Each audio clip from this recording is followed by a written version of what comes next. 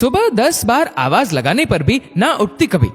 आज 6 बजे उठकर चाय बनाने लगी, अखबार ले आई, पौधों को पानी दे दिया, पापा को मॉर्निंग वॉक पर जाने के लिए जगाने आ गई। आखिर ये चक्कर क्या है? घर के सब लोग पल्लवी को बड़ी आश्चर्य मुद्रा में देखे जा रहे थे। जब सबके सब्र का बांध टूट गया तो उसने मासूम से लहजे में कहा, वहां ससुराल में थोड़ी कोई होगा मेरे आगे पीछे घूमने के लिए। शादी तय हुए अभी 3 महीने ही हुए थे और पल्लवी की समझ में इतना परिवर्तन। बेटी को बड़ी होते देख सब खुश भी थे और दुखी भी। शादी हुई, पल्लवी अपने नए घर आई। सुबह नींद नहीं खुलेगी सोचकर वह पूरी रात नहीं सोई। जल्दी नहा धोकर पूजा कर अपनी पहली रसोई की तैयारी की और सोचने लगी क्या बनाऊं जो सबको अच्छा लगे, बच्चों को भी पसंद आए। इस कश्मकश में लगी थी कि एक सहज मीठी सी आवाज आई, पल्लवी तुम इतना जल्दी क्यों उठ गई बेटा? राहत का चस्का था उन स्वरों में। पल्लवी ने पीछे मुड़ के देखा तो सासू मां हाथ में शादी के हिसाब के कुछ पन्ने लिए खड़ी थी। शादी की दौड़ भाग में कितना परेशान हो गई होगी, फिर घर वालों की याद भी आ रही होगी। ऐसे में अगर नींद पूरी नहीं करोगी तो अपनी तबीयत बिगाड़ लोगी। सासू मां ने हिसाब के पन्नों को टेबल की ड्रॉवर में रखते हुए कहा, ये क्या? मेरी सांस तो बिल्कुल वैसी नहीं है जैसा मैंने सोचा। मैं तो पिछले कितने महीनों से जल्दी उठने की प्रैक्टिस कर रही थी और यहाँ तो कुछ और ही हो गया। मेरी पूरी पढ़ाई घर से दूर रहकर हुई थी, हॉस्टल में, जिस कारण मैं घर के कामों में उतनी कुशल नहीं थी जितना एक नई बहू को होना चाहिए। पहली रसोई में एक रोटी बनाए जाने का रिवाज है हमारे यहाँ।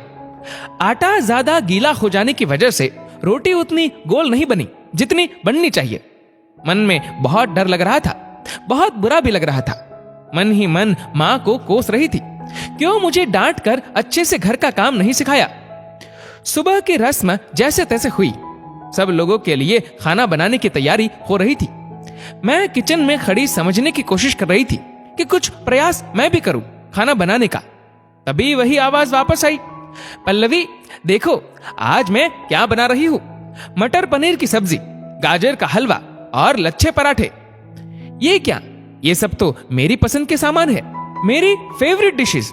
समझ में नहीं आ रहा था कोई सपने में तो नहीं कह रहा। नहीं नहीं, ये तो सासू मां ही बोल रही है। मेरे थोड़े सहमे, थोड़े डरे, थोड़े विस्मयी भावों को शायद भांप लिया था उन्होंने। वो मेरे पास आई और मुझे बिठाकर बोली, शादी लड़की की परीक्षा नहीं है पल्लवी, जहां कदम कदम पर उसे किसी टेस्ट में पास होने पर नंबर दिया जाए। तुम्हारी शादी केवल मेरे बेटे से नहीं हुई है। जितनी तुम्हारी खुशियों की जिम्मेदारी मेरे बेटे की है उतनी हमारी भी। मैं तुम्हें इस घर में केवल काम करवाने, तुम्हारी खूबियों को परखने, तुम्हारी आजादी को छीनने या तुम हमारे लिए क्या क्या बलिदान कर सकती हो ये जानने के लिए नहीं लाई हूं।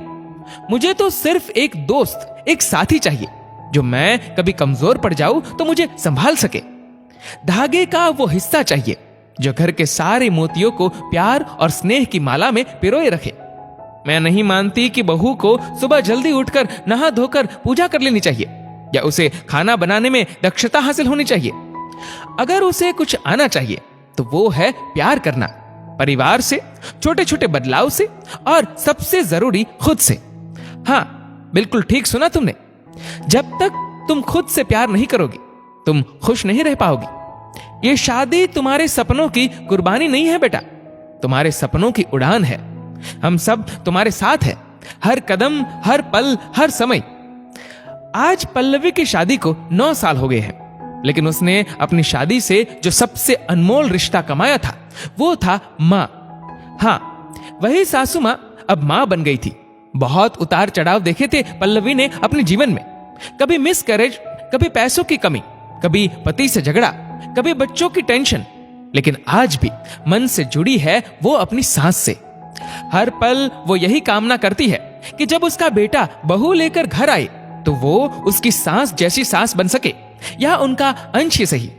दोस्तों, इस वीडियो को लेकर आपकी क्या राय है नीचे कमेंट करके जरूर बताएगा। और अगर आपको वीडियो अच्छा लगा हो तो इस वीडियो को लाइक करेगा, शेयर करेगा ज्यादा से ज्यादा लोगों तक।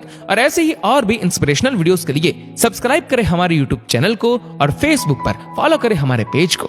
धन्यवाद।